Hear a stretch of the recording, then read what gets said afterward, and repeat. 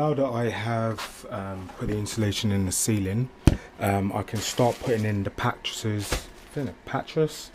I can start putting those in certain places. So here is where the projector is going. So I've cut down 2 pattresses to sit either side of that noggin. I've got 2 back plates for the pattresses to sit on. So just gonna cut these down, and then what we're gonna do is we're gonna get it level with this bit here, because the plasterboard will sit up at an angle. Then we can just stuff the back of it with rock wool once we're ready to get that put in place. At least that way we know that we've got a nice good level. So what we'll do is we'll use this, we'll use the thickness of this to understand where our line is, so we don't do it too proud or too shy.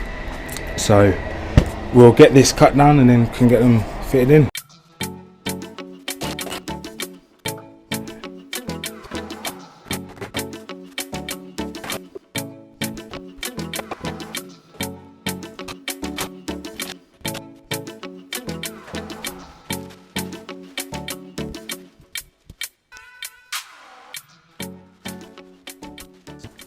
Right guys, okay, so we're just installing the vapor barrier.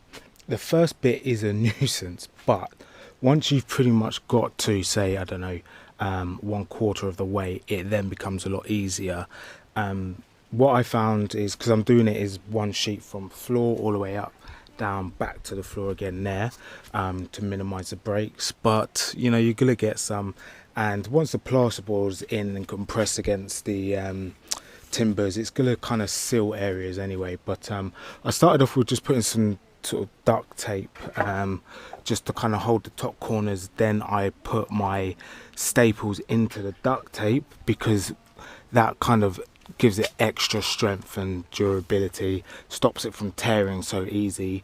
And then I started going across. I kind of did the first section here and then moved my way across. A couple of annoying areas where obviously the cables are, they were kind of compressing, so you kind of have to just push those up out the way and then pull. I didn't catch that. Could you try again? Shut up, Siri. So I've got a bit of a sag here, annoyingly, so I'm gonna have to pop that section and then draw it tight again. But again, I don't think it's a massive issue, because it's going to be sort of bonded by plasterboard, which will help seal it up anyway.